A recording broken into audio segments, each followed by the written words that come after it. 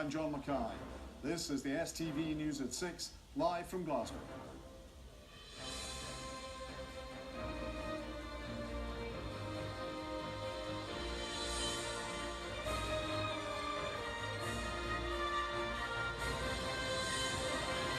Good evening. A teenage boy has been detained by police after a knife incident at a West Lothian school this morning that left a 14-year-old boy with severe facial injuries.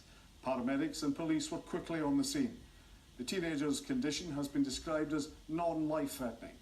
The incident comes after the inquiry into Bailey Gwyn's death called for powers for teachers to search students. Our reporter Ivana Holland joins us now.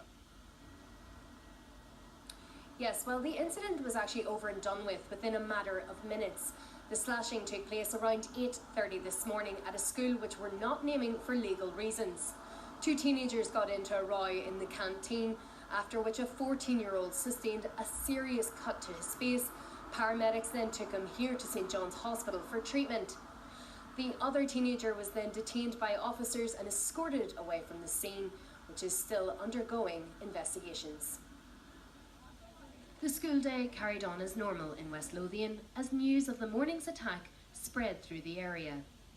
A teenager is believed to have brought a knife into school and slashed one of his fellow pupils with it after a row. I'm really worried about the rest of the children that were actually there when it happened. You want to send your kids to school, you want them to be safe, and I don't think that this brings safety. I just thought it was ridiculous. Like, we don't come here to get slashed. The incident comes nearly a year after the findings of the inquiry into Bailey Gwyn's death was published. In it, the author said teachers should have the power to search pupils, an idea rejected by the Educational Institute of Scotland. If the young person knows that the teacher can search them, they're more likely to comply. I would never advise a teacher to try and take a knife off an actively aggressive pupil, but in circumstances where you have a suspicion and you want to search, that added power to be able to do so, if you've had training and if you're the appropriate teacher to do it, then I think that's greatly preferable to calling and waiting for police who may be some distance away. First of all, I would want to say that my thoughts and the thoughts of my colleagues, Angela Constance, Fiona Hislop and government ministers, are with the family and with the student at this very difficult time. I'm shocked, but I think the most important thing that we have to remember is cases like this are extremely rare.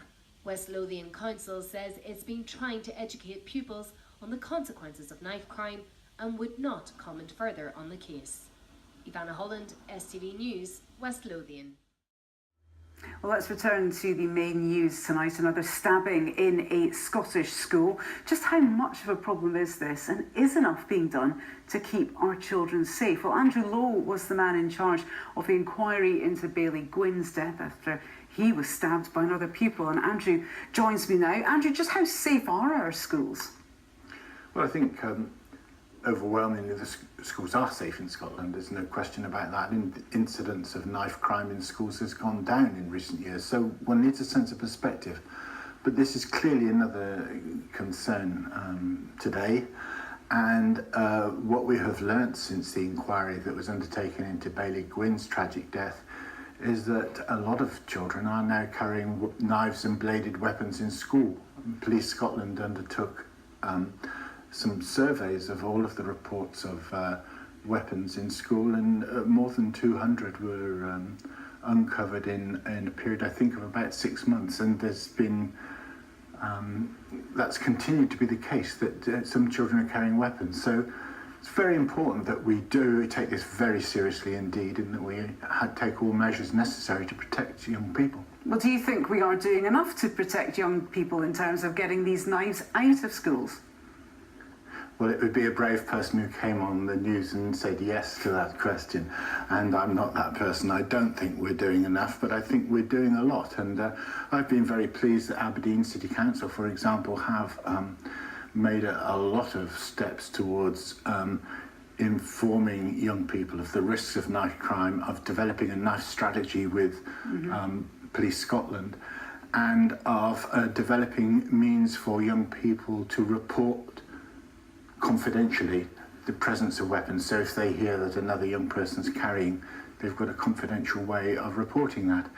That was a significant feature in that case. So I think things are being done, But I think more can be done.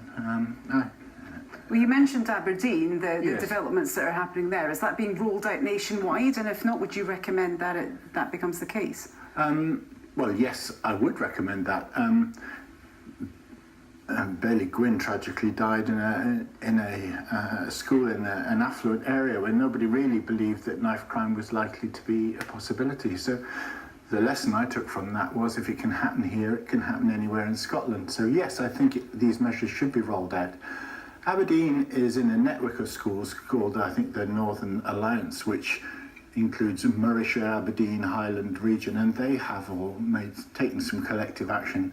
I'm conscious that Dundee City and Renfrewshire have also done this, and I'm sure others may have also. So some schools are looking at it, but I think there is a case. The report did go to COSLA, albeit in redacted form, and I think there would be a case for making sure that this is implemented across Scotland. Okay, well, we'll keep our fingers crossed and hope that is the case. Thanks very much for that, Andrew Lowe, who conducted that inquiry into Bailey Gwynn's death.